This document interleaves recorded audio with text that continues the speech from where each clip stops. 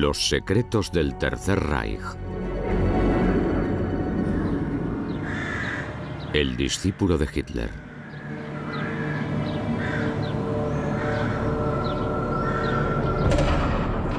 Esta antaño grandiosa mansión en la antigua provincia alemana de Baja Silesia fue asaltada por el Ejército Rojo en los últimos días del Reich de Hitler.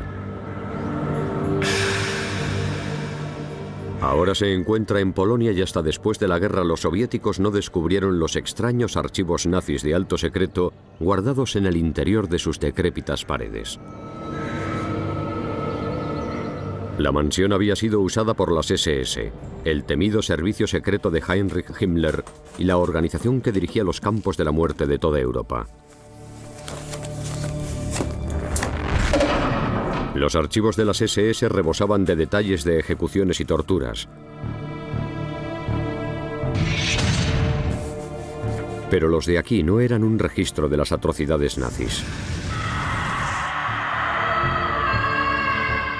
Eran documentos antiguos con cientos de años, relacionados con los juicios y persecuciones de brujas.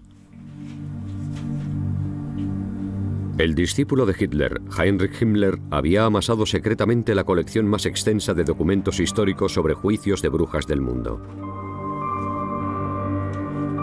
El jefe de las SS investigó y saqueó archivos de Alemania, América, Rusia e incluso la India. Los documentos de la llamada Investigación Especial de Brujas se llevaron a un archivo de Poznan. El servicio secreto polaco intentó descodificarlos. La investigación especial de brujas de la Oficina de Seguridad del Reich se llevó a cabo en secreto, extrañamente. Los investigadores solicitaban los archivos que tenían que estudiar y de los que dependían con excusas científicas inofensivas.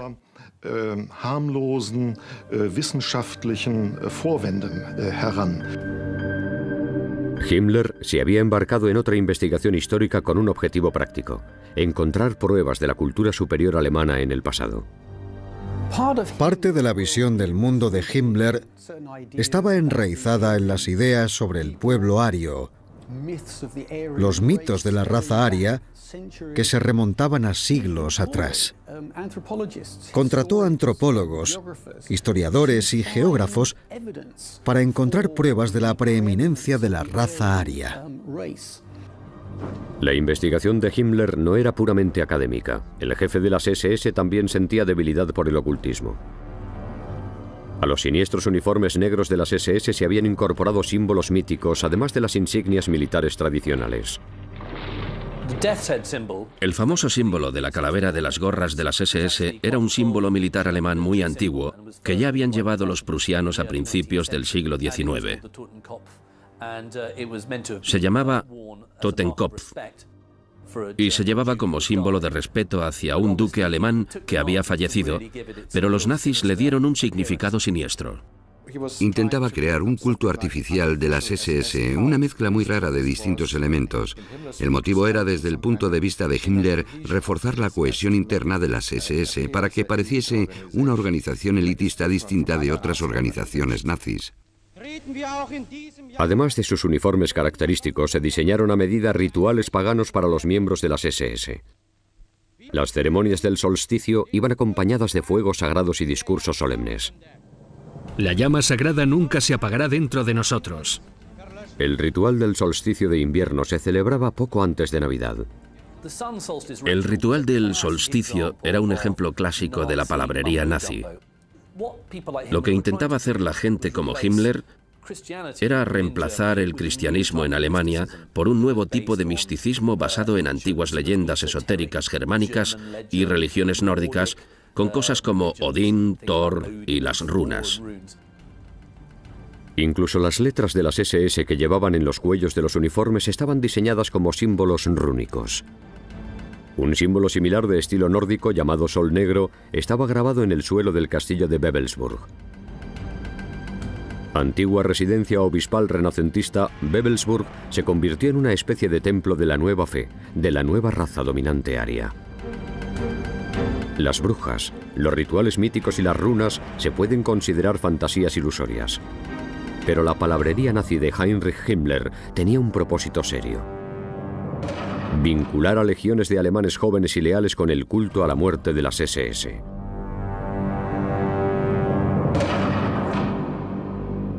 El jefe de las SS se crió en una familia católica de clase media. El caos económico, político y social que envolvió a Alemania tras la Primera Guerra Mundial desafió las creencias tradicionales. Como muchos jóvenes alemanes, Heinrich Himmler se hizo un converso nazi. Abandonó la fe católica y se pasó al ocultismo. En época de crisis, las ideas nacionalistas como la ideología germánica de Himmler eran un sustituto popular de la Iglesia.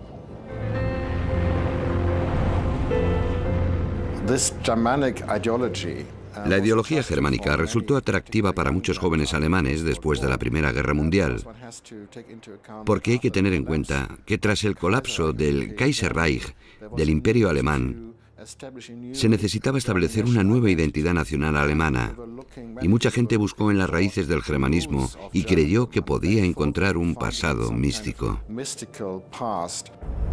Himmler quería pruebas de ese pasado místico. Un accidente geográfico ligado a la leyenda, las rocas de Exern, cerca de Paderborn, quedó bajo protección de las SS. Son un fenómeno geológico impresionante y en Alemania, durante siglos, se las veneró como un lugar de misticismo, a veces cristiano, pero Himmler las consideró otra cosa de la que podía apropiarse como parte de su mística religión nazi que lo devoraba todo. El jefe de las SS encargó a arqueólogos que excavasen para buscar reliquias de la antigua cultura alemana, algo que pudiera sostener su visión de una gran identidad germánica perdida en el pasado. Encontrar dichas reliquias serviría para dos fines. Proporcionarían pruebas materiales para el nuevo culto germánico de Himmler y darían al jefe de las SS una excusa para dirigir su maquinaria del terror a lo que consideraba un enemigo del nacionalsocialismo, las iglesias cristianas.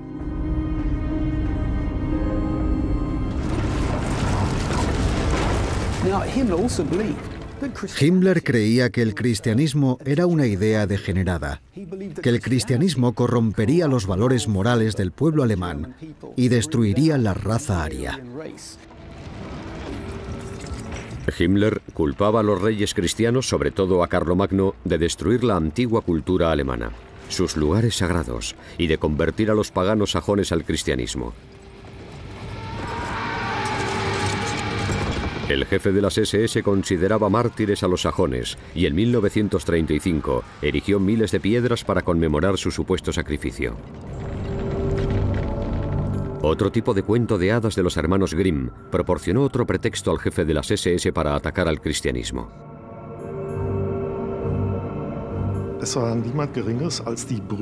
Los hermanos Grimm, fundadores de la investigación de la lengua alemana, postularon la interesante teoría de que entre las antiguas tribus germánicas había mujeres sabias, sacerdotisas, que actuaban como contrapeso frente a los hombres, los guerreros. Según parece, la Iglesia combatió a esas mujeres sabias y las declaró brujas.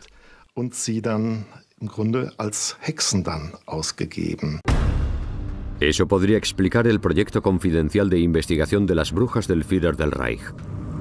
Si podía demostrar que el cristianismo había perseguido sistemáticamente a las sacerdotisas germánicas, las guardianas de la gran cultura nacional resucitada por las SS, las iglesias podrían ser las próximas en su lista de ataques.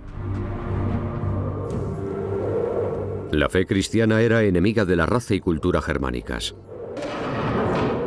Con la aprobación de Hitler, las SS contraatacarían. Pero el Führer no era seguidor de la virulenta cruzada antieclesiástica de Himmler ni de su investigación del pasado místico germánico. Hitler no tenía tiempo para las tonterías de Himmler. Le riñó por intentar sustituir el cristianismo, que consideraba una forma de misticismo, por otra religión, y le dijo abiertamente: «No quiero convertirme en un santo de las SS cuando me muera. Me retorcería en mi tumba». Creía que era demasiado pronto para esas actividades pseudo-religiosas de Himmler y la forma en que intentaba socavar la posición de las iglesias alemanas. Creía que no debía hacerse durante la guerra e intentó detenerlas varias veces. A pesar de las objeciones del Führer, Himmler continuó en secreto el proyecto de investigación de brujas desde 1935. Los agentes de las SS peinaron las bibliotecas y los archivos en busca de pruebas de las cazas de brujas. Usaron falsos nombres e identidades para tapar su rastro. Su jefe quería pruebas de las atrocidades cristianas contra las tribus germanas. Pero las fechas no cuadraban. Los investigadores de la Investigación Especial de Brujas se dieron cuenta de que la mayor parte de las cazas de brujas no tuvieron lugar en la Edad Media, sobre todo no al principio de la Edad Media, cuando todavía había tribus germanas, sino al principio de la Edad Moderna, lo que constituía una clara indicación de que el motivo no era combatir la religión germánica, porque en esa época ya no existía. Aunque los investigadores no encontraron lo que querían, el jefe de las SS siguió adelante a pesar de todo. Aparecieron archivos sobre una tal Margaret Himmler de Markelsheim, que fue quemada por bruja el 4 de abril de 1629. ¿Sería la acusada de brujería una antepasada de Himmler? Nadie lo pudo demostrar, ni estaba claro que el propio jefe de las SS lo creyera. Lo que está claro es que su secreto proyecto de investigación de brujas se llevó a cabo con máxima diligencia. En 1944 ya se habían catalogado meticulosamente más de 30.000 archivos. Para los que han estudiado al hombre y sus motivos, Himmler fue mucho más que un mero creyente en la ideología mítica germánica. Heinrich Himmler no era un hombre ordinario. Era extremadamente listo.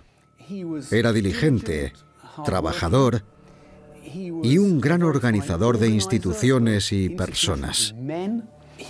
Se le daba muy bien gestionar y manipular subordinados.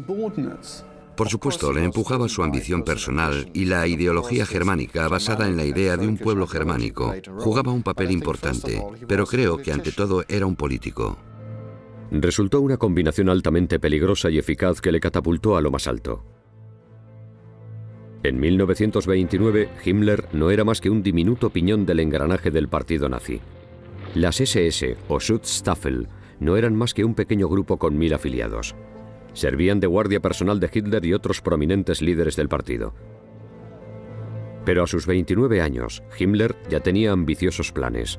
Sus tropas se convertirían en algo especial, en la guardia de élite del partido nazi. Las hojas de sus puñales llevaban grabado «Honor es lealtad».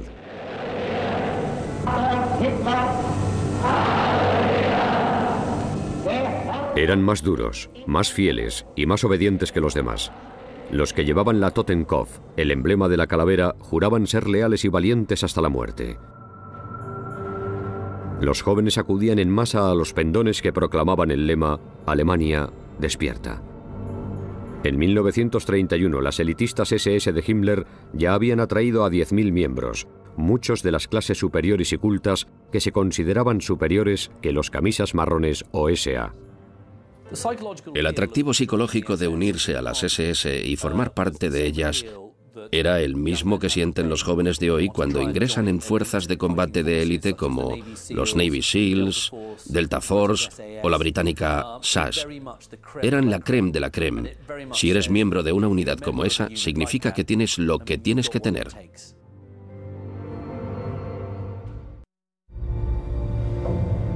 Tras el ascenso al poder de Hitler en 1933, Himmler se convirtió en jefe de policía de Múnich y las SS en una especie de fuerza policial auxiliar. Uno de sus primeros actos fue erigir el campo de concentración de Dachau. «El trabajo os hará libres», sugería el lema que había sobre la portalada de hierro. Pero bajo el dominio de las SS no había libertad. Se encerraba indefinidamente sin juicio a quien criticaba el régimen. Katrin Himmler, sobrina nieta de Heinrich Himmler, es la única descendiente dispuesta a hablar públicamente sobre él y su reinado de terror. Creo que tenía tendencia al sadismo, pero también creo que lo que prevalecía en él era su convicción de que tenía que hacer todo eso, de que estaba cumpliendo con su deber y a veces tenía que ser duro y tomar medidas duras. Y a veces no solo lo ponía en práctica con sus oponentes, sino con las propias SS. El reinado de terror de Himmler en Múnich tuvo impacto en todo el país. Los líderes regionales de toda Alemania le eligieron para restablecer el orden político. A medida que más estados cayeron bajo su jurisdicción, Himmler y sus SS fueron capaces de prevalecer sobre su principal rival dentro del partido nazi, los camisas marrones, o SA. Circulaba el rumor de que las SA estaban planeando un golpe de Estado. Desde la década de 1920 había existido una fuerte competencia interna entre ambas organizaciones paramilitares del partido nazi. Entre los camisas marrones y los camisas negras, las SS y Himmler logró poner a las SS en una posición desde la que podía actuar como policía interna de los nazis contra las SA rebeldes. Los camisas marrones de las SA estaban dirigidos por Ernst Röhm. Era el segundo hombre más poderoso del Reich. Incluso las SS de Himmler estaban bajo su mando. Informe al comandante jefe de las SA que 100.000 hombres de las SA, los cascos de acero y las SS están listos para desfilar delante del Führer.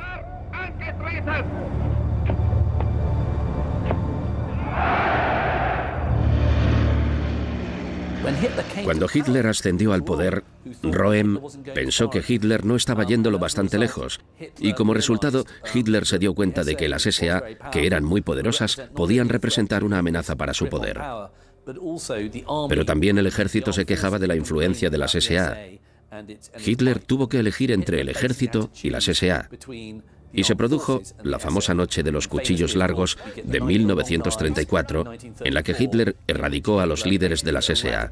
Los exterminó de forma literal.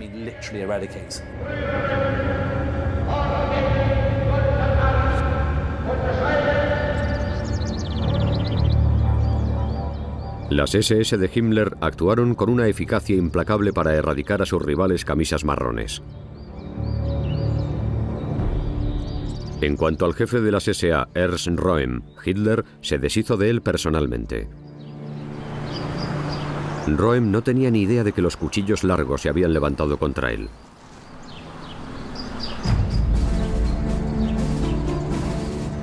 Estaba de vacaciones, acostado en un albergue junto a un lago bávaro, cuando su Führer y antiguo camarada irrumpió con un grupo de hombres de las SS.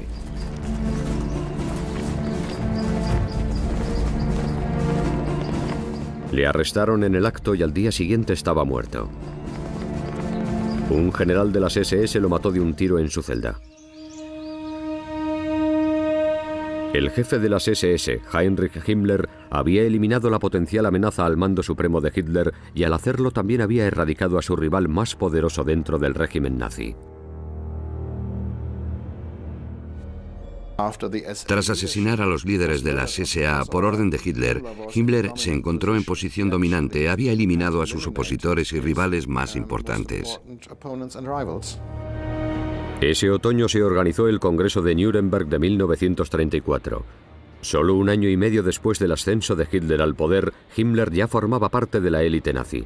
Sus SS ya contaban con 200.000 miembros. Hitler apoyaba y recompensaba a su jefe de seguridad. 2 años después le dio el mando de todas las fuerzas policiales alemanas. Aquí se ve a Himmler caminando junto a Hitler con la camisa negra de las SS. Ya se había convertido en la mano derecha del Führer. Desde el punto de vista de Hitler, la existencia de las SS garantizaba una seguridad total. Era un sistema que no se basaba en la ley y el orden, sino en el terror. Y el terror se usaba incluso contra el pueblo alemán. La naturaleza impredecible de ese terror era lo que hacía tan eficaces a las SS, en opinión de Hitler. Hasta la gente que contaba chistes o causaba problemas podía encontrarse de repente sometida a ese terror. Los agentes de Himmler, sus ojos y sus oídos estaban en todas partes. Nadie estaba a salvo. Hasta sus amigos y camaradas del partido nazi temían al jefe de las SS, que tenía poder para inmiscuirse en la vida privada de todos los habitantes del Reich.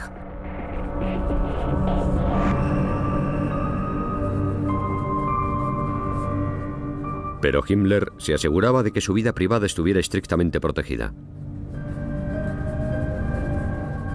Pocos conocían su relación secreta y las cartas que recibía que acababan con las palabras «No me olvides». Estaban firmadas con una de las adoradas runas germánicas del jefe de las SS, uno de los mismos símbolos grabados en el que llamaba su anillo de la calavera.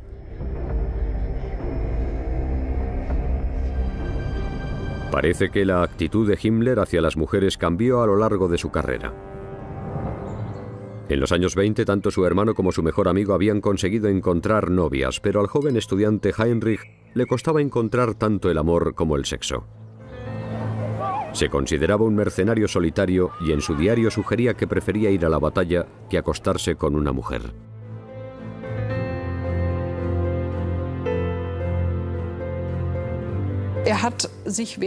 Desde su época de estudiante se impuso un estricto código de conducta y de abstinencia hasta el matrimonio. Todo indica que no mantuvo relaciones sexuales hasta que conoció a su mujer. Todo ello está estrechamente relacionado con su profunda inseguridad en las relaciones con las mujeres. No sabía qué hacer con ellas ni cómo portarse con ellas. Al final superó sus inseguridades sexuales con una enfermera, Margarete Boden. Ella era 7 años mayor. Se casaron en 1928 y tuvieron una hija, Gudrun. El hombre que ordenaría asesinatos en masa a escala industrial era Heini, el padre y esposo ideal.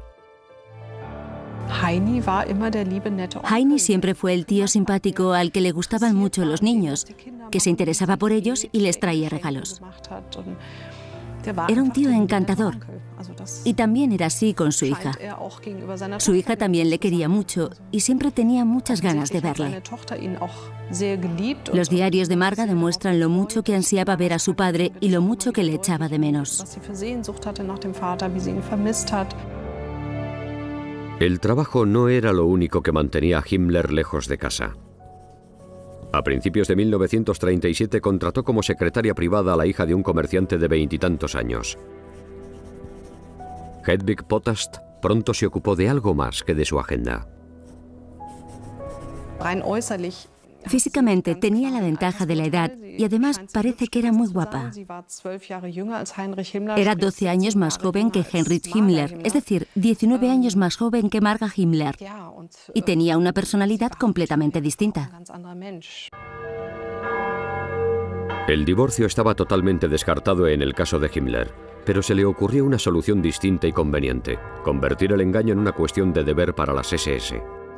Himmler dijo a sus hombres que lo más importante era tener hijos, dentro o fuera del matrimonio. Se le ocurrió la idea de casarse por segunda vez.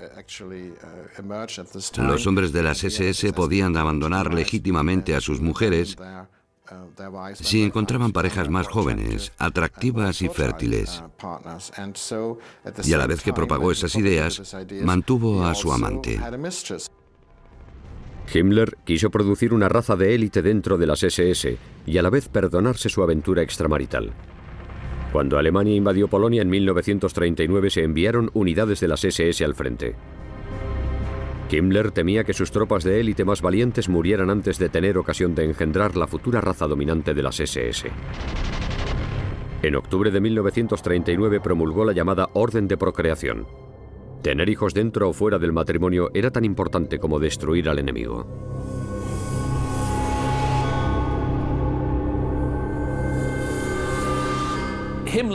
Himmler consideraba a las SS como la cuna de la nueva raza dominante. Era como el malo de una película de James Bond. Quería crear una raza dominante que se apoderase del mundo. Quería que los hombres de las SS, que eran racialmente puros, que habían demostrado su linaje hasta el año 1750, se reprodujeran lo más posible, y creó las casas Leibenborg, donde se enviaba a los hombres a acostarse con las mujeres que vivían allí.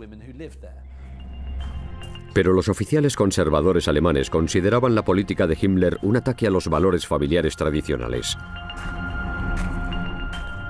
El jefe de las SS tuvo que retractarse en público, pero la orden de procreación se mantuvo vigente entre sus filas. Las SS nunca abandonaron la idea del segundo matrimonio. Pero tras la crítica de los oficiales conservadores, se propagó solo internamente y nunca volvió a anunciarse en público. Himmler tuvo que mantener ocultas las relaciones extramaritales, incluidas las suyas. De la aventura con su secretaria nació un hijo. Nació en la clínica de Hohenlingen, al norte de Berlín, en febrero de 1942. Antaño reservada al tratamiento de nazis prominentes, ahora sus silenciosos pasillos en ruinas yacen abandonados. Esta es la única foto conocida del hijo ilegítimo del jefe de las SS. En el certificado de nacimiento el nombre del padre se dejó en blanco. 2 años después, Himmler reconoció oficialmente la existencia de su hijo y una segunda hija. Su segunda familia secreta se mantuvo alejada en una remota casa alpina. Fue el precio que la secretaria de Himmler tuvo que pagar por la relación. La familia de Hedwig Potast estaba horrorizada, no porque fuesen hijos de Himmler, sino porque eran producto de una relación extramarital.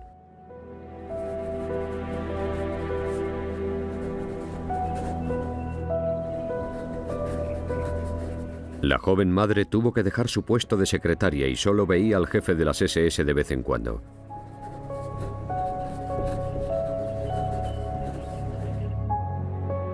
Él estaba ocupado orquestando matanzas masivas, en lo que consideraba la eliminación de los enemigos infrahumanos del Reich alemán. Su amante estaba fanáticamente decidido a establecer un nuevo orden mundial bajo el pendón negro de las SS. El castillo renacentista de Wewelsburg era su templo. Himmler quería convertir el castillo de Wewelsburg, que había alquilado por 100 años, en el centro de operaciones del culto de las SS. Lo adornó con todo tipo de runas nazis de soles negros en los suelos. Y tenía una mesa con 12 sillas inspirada en la leyenda artúrica. Si Alemania hubiera ganado la guerra, Himmler habría convertido Wewelsburg en un centro de formación de las SS donde se impartiría una instrucción casi religiosa. Era como acudir a la cuna espiritual de la máquina de mitos nazis. Pero los planes asesinos de Himmler no tenían nada de mítico.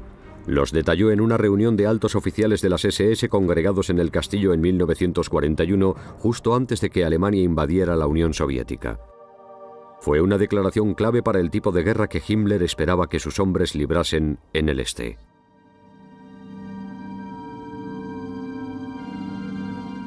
Detalló con toda claridad los asesinatos en masa, disfrazados de seguridad y de ejecución de los enemigos del Reich. Pero todo el mundo sabía que lo que pidió a los hombres reunidos en aquel castillo era cometer una matanza masiva a una escala sin precedentes. Himmler planeaba hacer realidad la visión de Hitler de un gran imperio germánico. El imperio se extendería desde el Mar del Norte por el oeste hasta el Mar Caspio por el este. En su gran imperio alemán no había sitio para los judíos, los bolcheviques y los gitanos y otros llamados indeseables. La marcha hacia el este comenzó el 22 de junio de 1941. El ejército regular alemán, la Wehrmacht, invadió la Unión Soviética. Las unidades de las SS lo siguieron para librar su guerra de exterminio del bolchevismo y el judaísmo. Himmler tenía una ideología muy bien formada. Creía que era guerrero de una guerra étnica, cuya tarea era defender el Tercer Reich contra sus enemigos y destruirlos. Y el mayor de esos enemigos era el pueblo judío. El ejército regular alemán y las unidades de las SS Waffen luchaban contra el ejército rojo en el frente. Tras él, en territorio conquistado, las llamadas unidades de comandos especiales de las SS llevaban a cabo su guerra de exterminio. Al principio arrestaban a los hombres, especialmente judíos, y los fusilaban. Pero la matanza pronto se extendió a las mujeres y los niños. Fue el inicio del Holocausto. Nunca se ha encontrado una orden escrita. Pero el historiador Peter Longerich cree que ha averiguado cómo dirigió las matanzas el jefe de las SS sin dejar un rastro de papel que vinculase a él o a sus hombres con órdenes escritas.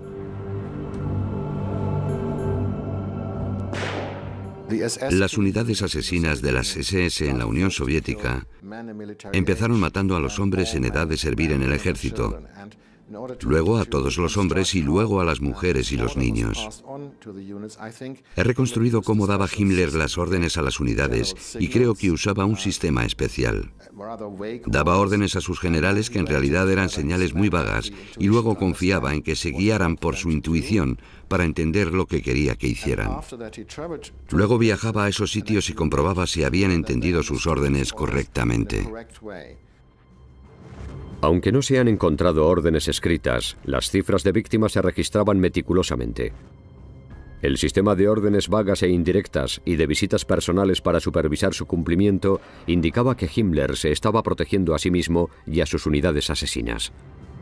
A pesar de operar dentro de una dictadura gobernada por el terror, estaba actuando ilegalmente y violaba las leyes tanto alemanas como internacionales.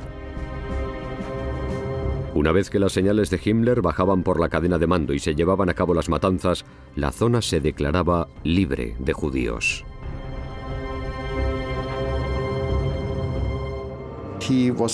Actuaba en terreno desconocido. Nadie sabía lo que pasaría al matar a cientos de miles de personas en un par de meses a base de ejecuciones. Pero él sabía que estaba actuando ilegalmente. Los historiadores como Peter Longerich creen que Hitler usó un sistema similar de órdenes y señales vagas para desencadenar las matanzas en masa del Holocausto. Nunca se han encontrado órdenes específicas, pero en un discurso de 1943, Himmler daba a entender que tenía derecho a matar a los hombres y a sus hijos.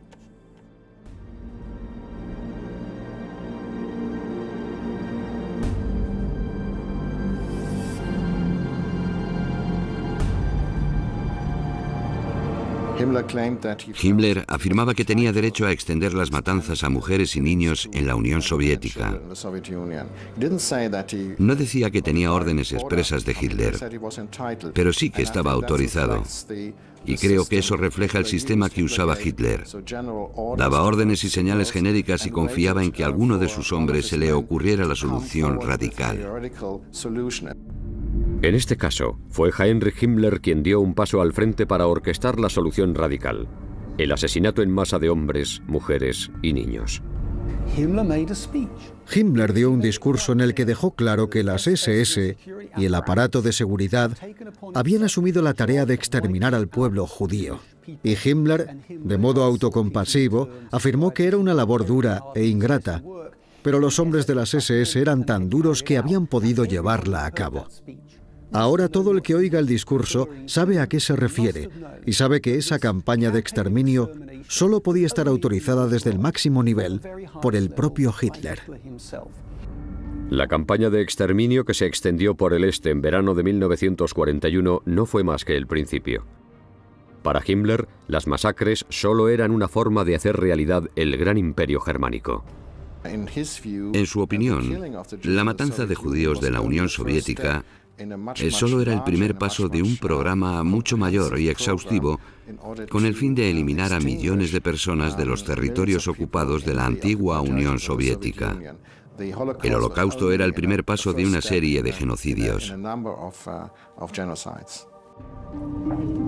A finales de 1941, Himmler trabajaba en la llamada solución final de la cuestión judía. Había que transportar hacia el este a los hombres, mujeres y niños judíos desde los territorios ocupados por los alemanes. Al final del trayecto les esperaban las máquinas de asesinar de las SS como Auschwitz. Más de 1 millón de personas fueron gaseadas e incineradas solamente en ese campo. Se estima que unos 6 millones de judíos fueron víctimas de la manía racista orquestada e implementada por Heinrich Himmler. Muchos historiadores creen que no fue obra de un loco psicópata, sino de un hombre ambicioso y dinámico, decidido a llevar a cabo lo que consideraba una misión vital para su país. Heinrich Himmler no era un psicópata. Creía que era un guerrero contra los judíos y el bolchevismo, y que tenía que llevar la guerra a su fin implacablemente, sin piedad. No tenía nada de patológico. Al contrario, actuaba de forma lógica e implacable. Por eso da tanto miedo. Pero la guerra de exterminio de Himmler acabó con una derrota humillante con el asedio del Ejército Rojo y su amado Hitler refugiado en su búnker subterráneo de Berlín. Estando allí, una emisión en alemán de la BBC conmocionó a Hitler. Según un informe, Himmler ha ofrecido a Estados Unidos y Gran Bretaña, pero no a la Unión Soviética, la rendición incondicional. Hitler se enfureció. Había ordenado a sus fuerzas luchar con el último hombre y la última bala. Consideró la oferta de rendición de Himmler la máxima traición de su más fiel servidor.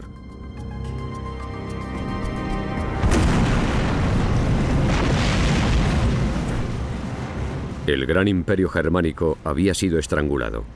Los aliados habían avanzado por el oeste después de que los desembarcos del día D aplastasen el muro atlántico de Hitler en junio de 1944.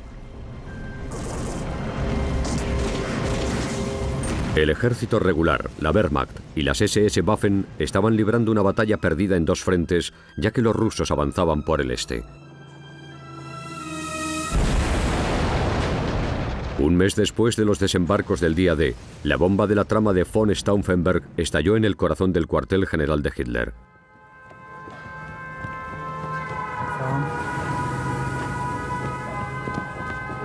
El Führer sobrevivió al atentado, pero Himmler, su jefe de seguridad, había fallado. Sus SS y la Gestapo no habían evitado la conspiración. O lo mejor, Himmler la conocía e incluso había permitido que se produjera.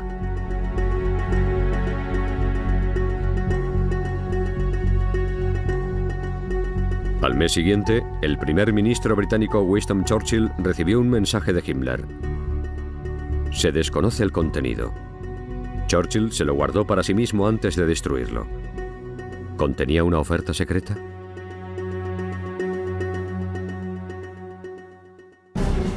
De vuelta en Alemania, Himmler interpretó el papel de patriota redomado. Mientras las SS eran destruidas en los frentes, reclutó civiles, viejos y niños, para organizar la última defensa. Nuestros malditos enemigos tendrán que tomar nota de que si alguna vez es posible que logre abrir una brecha en Alemania, el sacrificio para el atacante sería tal que equivaldría a un suicidio nacional. Hitler había ordenado a Himmler que liderase lo que quedaba del aplastado ejército alemán para resistir en el frente oriental. Pero el jefe de las SS del Reich volvió a fallar. En marzo de 1945, el Ejército Rojo se encontraba a 60 kilómetros de Berlín y Himmler fue despojado del mando en el este.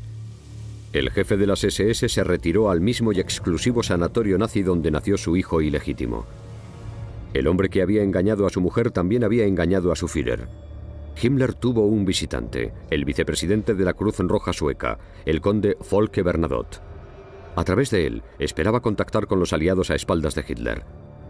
A cambio, el jefe de las SS ofreció permitir que algunos reclusos de los campos de concentración emigrasen a Escandinavia. Himmler, arquitecto del Holocausto, creía que podía suceder a Hitler y que los aliados occidentales se unirían a él en una nueva guerra contra la Unión Soviética. Himmler siempre mostró una actitud muy pragmática y utilitarista. Y al final de la guerra creyó que podría usar a los reclusos de los campos de concentración para negociar con los aliados. Creyó que podría encontrar un nuevo papel que jugar en el mundo tras la derrota de Alemania. Por ejemplo, como comisario especial de seguridad de Europa o algo así. Por supuesto, desde nuestro punto de vista, parece absurdo, pero no se puede menospreciar la ambición de Himmler y su capacidad para cambiar de papel. Himmler mantuvo las negociaciones en secreto frente a Hitler. El Führer exigía luchar hasta la muerte, no rendirse. Un mes antes de suicidarse, Hitler condecoró personalmente a los que quedaban como defensores del Reich, los adolescentes de las juventudes hitlerianas. Mientras dejaba que los niños, los viejos y las últimas tropas agotadas se enfrentasen al fuego vengativo del Ejército Rojo, Heinrich Himmler huyó hacia el oeste. Hitler aguantó en su búnker hasta el 22 de abril de 1945, cuando declaró que la guerra estaba perdida y no tenía más órdenes que dar.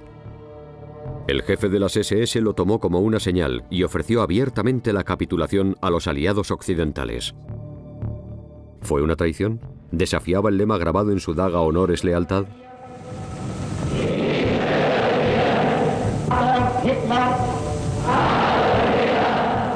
Himmler y todos los que llevaban el emblema de la calavera habían jurado fidelidad a Hitler hasta la muerte. En lo que concernía a Hitler, el jefe de las SS había roto ese juramento solemne. Y antes de suicidarse, decretó: antes de morir, aparto al antiguo jefe de las SS del Reich y ministro del Interior, Heinrich Himmler, del partido nazi y todas las funciones del Estado.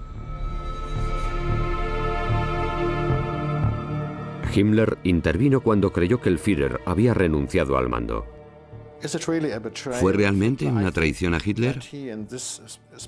Creo que en esa situación, Himmler pensó que Hitler ya no podía actuar y que era su deber tomar la iniciativa. Días después de la oferta de rendición de Himmler, el sueño de Adolf Hitler del Reich, que duraría 1000 años, acabó en el búnker que se convirtió en su tumba. Antes que enfrentarse a los rusos, el Führer se suicidó. Hacía tiempo que el jefe de las SS había huido de Berlín. Sus intentos por negociar la rendición con los aliados occidentales fracasaron. Los ganadores no querían saber nada de él. La liberación de campos de concentración como Buchenwald reveló todo el horror de sus crímenes contra la humanidad. Muchos de los que habían cumplido sus crueles y asesinas órdenes fueron arrestados, pero como muchos cargos importantes de lo alto de la cadena de mando del régimen nazi, el jefe de las SS huyó y se escondió. Despojado de su uniforme negro y sus terroríficas tropas, Heinrich Himmler era un hombre perseguido. Después de que una comisaría de policía recibiera un informe sobre su avistamiento en la ciudad portuaria de Lübeck, su rastro se enfrió. Se afeitó su característico bigote.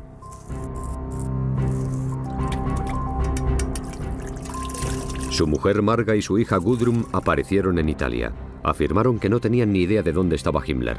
No volverían a verle. Gudrun Himmler nunca se arrepintió y continuó siendo fiel a la causa nazi como su padre.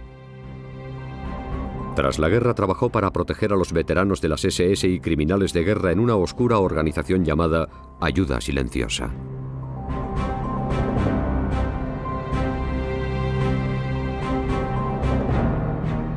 Pero en mayo de 1945 nadie podía ayudar a su padre fugitivo. Se puso un parche en un ojo en un intento desesperado por disfrazarse. Llevaba una cápsula de cianuro como último recurso. Al final, Himmler fue capturado en el norte de Alemania por tropas británicas que no sabían quién era realmente. Tuvo varias opciones.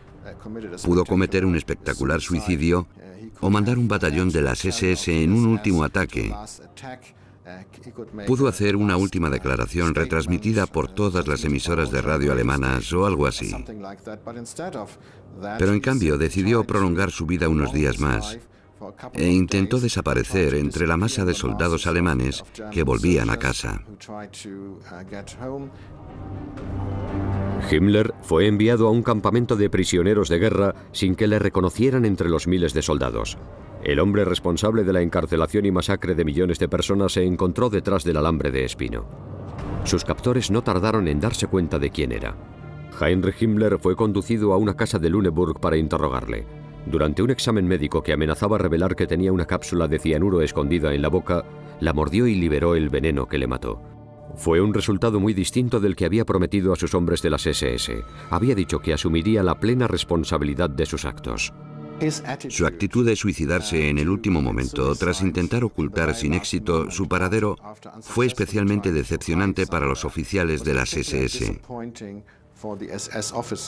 porque estaba en claro contraste con los principios y virtudes que les había predicado durante 20 años. Igual que el Gran Reich alemán, el antaño temido y todopoderoso jefe de las SS estaba muerto. Fue enterrado en una tumba sin marcar, en un bosque de alguna parte del norte de Alemania.